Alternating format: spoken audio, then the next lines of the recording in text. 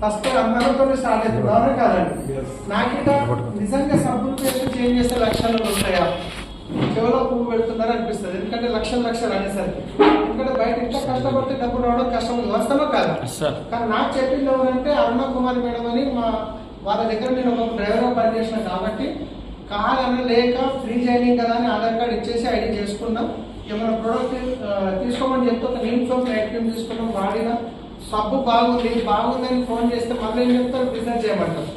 ఆ ఉద్దేశంతో నేను బాగుందని చెప్పలేదు, కానీ నిజంగా నా టైం బాగుంది. 2 రోజుల తర్వాత మళ్ళీ వాళ్ళు ఫాలోఅప్ కాల్ చేసి మేము ఇట్లా టోలీ చౌక్ వెళ్తున్నాం, మీ ఇంటి ముందర నుంచే ఒకసారి మళ్ళీ మీ ఇంటికి వస్తామని చెప్పేసి కొత్తసారి తీసుకొని వచ్చి ప్లాన్ చెప్పినప్పుడు అప్పుడు కొంచెం నేను ఓపెన్ మైండెడ్గా వెళ్ళా. ఎందుకంటే ప్రోడక్ట్ బాగుంది, డబ్బులు పెట్టేది లేదు, బయట కొనాల్సిందే, ఇక్కడైనా కొనాల్సిందే. సరే అని చెప్పేసి 2500 ప్రోడక్ట్ తీసుకొచ్చి వాడిన అన్ని ప్రోడక్ట్ చాలా బాగున్నాయి.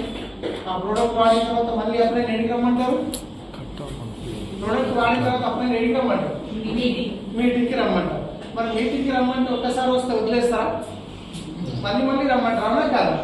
ఏదో ఏమో మళ్ళీ మీటింగ్కి రమ్మంటారు ఏమి అదే ఉంటుంది అనిపిస్తుంది. వాస్తవమే కాదు. నేను ఈరోజు చెప్పేదానికి మీకు క్లారిటీ వస్తుంది. ఫస్ట్ మీటింగ్కి రమ్మని చెప్పారు, సంగారెడ్డి వెళ్ళారు. అక్కడ 14-15 మంది ఉన్నారు.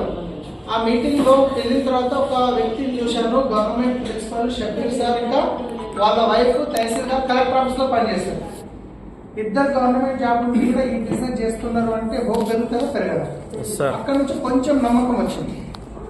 ఆ నమ్మకం వచ్చిన తర్వాత మళ్ళీ నెక్స్ట్ వారము ఇంద్రపీర్ సార్ వాళ్ళ ఇంట్లో ఒక మీటింగ్ ఉండే, అక్కడికి వెళ్ళమని చెప్పారు. నాకు ఎలాగో పనికి ఏం లేదు నాకు. సరే అని చెప్పి ఇంద్రపీర్ సార్ వాళ్ళ ఇంటికి మీటింగ్కి వెళ్ళినప్పుడు వాళ్ళ ఇల్లు చూశాను.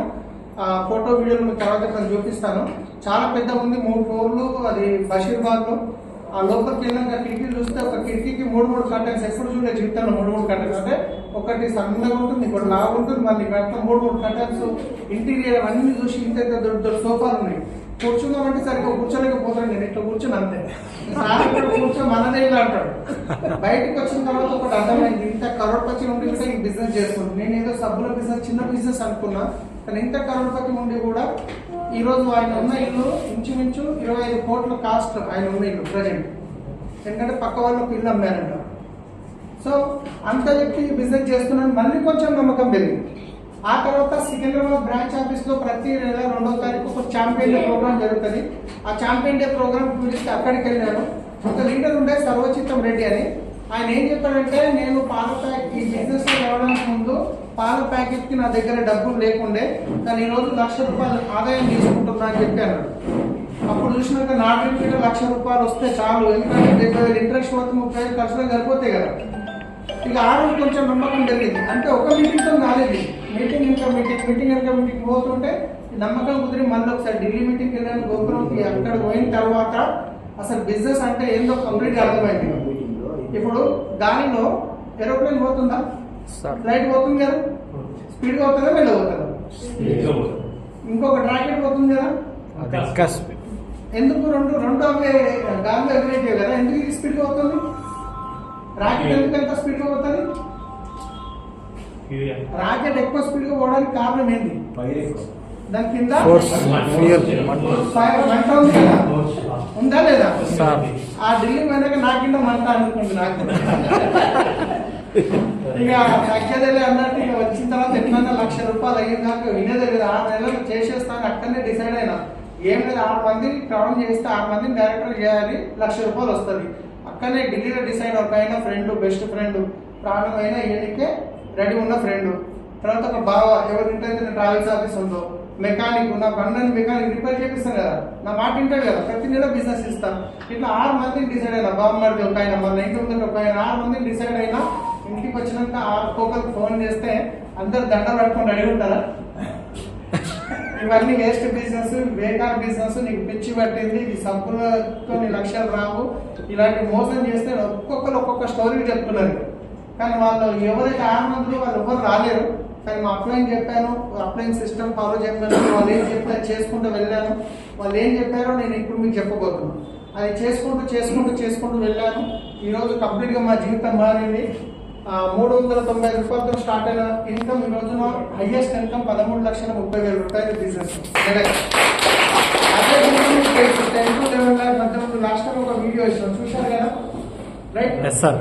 సో ఇక్కడ నుంచి టాక్సీ వెహికల్ నడిపే నేను 70 లక్షల బెంచ్ కార్ తీసుకున్నా, కిందనే ఉంది, సార్ వాళ్ళ షాప్ దగ్గర ఉంది. ఆ బెంచ్ కార్ ఒక చిన్న దాని నుంచి ఒక సిచ్యువేషన్ చెప్తా. ఈ పొద్దున్నే జరిగింది రోజు.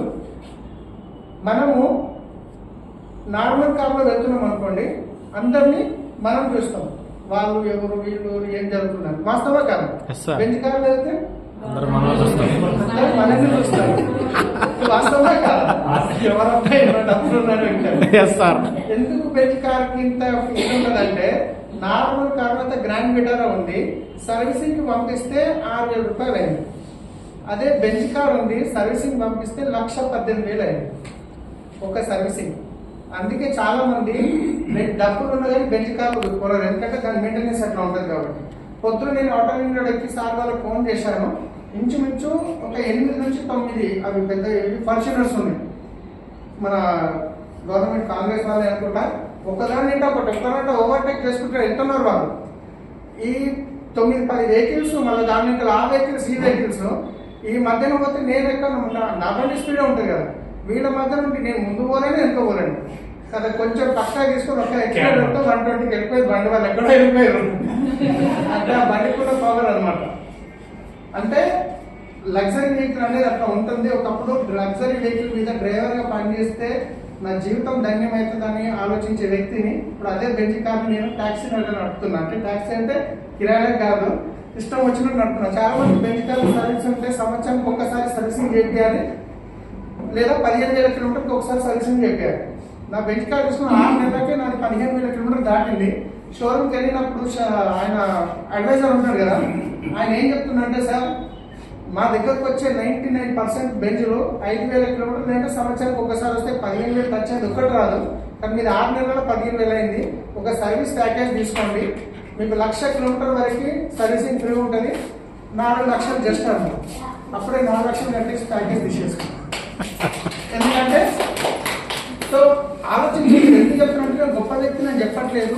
ఒకప్పుడు ట్యాక్సీ నడిపే వ్యక్తి నా జీవితం మారిందంటే మీకు అవకాశం ఉందా లేదా? 72 గజాలు ఇల్లు అమ్ముకొని అప్పులలో బాధ బయటకు వచ్చిన, కానీ ఈ రోజు 1,50 లక్షలు పెట్టి ఇల్లు తీసుకోవడం జరిగింది. ఆ ఇంట్లో కొత్త మొత్తం బయట అంతా మర్చిపోతాం అనమాట. సో ఆల్రెడీ వచ్చారు కదా, రైట్? సో ఇవన్నీ ఎందుకు చెప్తున్నానంటే, నా లోపల ఒక డ్రీమ్ ఉండే, ఒక ఫైర్ ఉండే అనమాట, ఎట్లా నా జీవితంలో ఎదగాలి సాధించాలని చెప్పేసి. దానికి వినిటింగ్ సిస్టమ్ సపోర్ట్ అయింది కాబట్టి బిజినెస్ నేను ఈజీగా చేయగలిగాను. సో నాకు మా అప్లైన్స్ చెప్పిన ఇంపార్టెంట్ పాయింట్స్ అనేది ఇప్పుడు మీకు చెప్పబోతున్నాను. సో రెడీ ఉన్నారా? నేను ఎక్కువ టైం తీసుకొని షార్ట్ గానే చెప్తాను. అన్నిటికంటే ఇంపార్టెంట్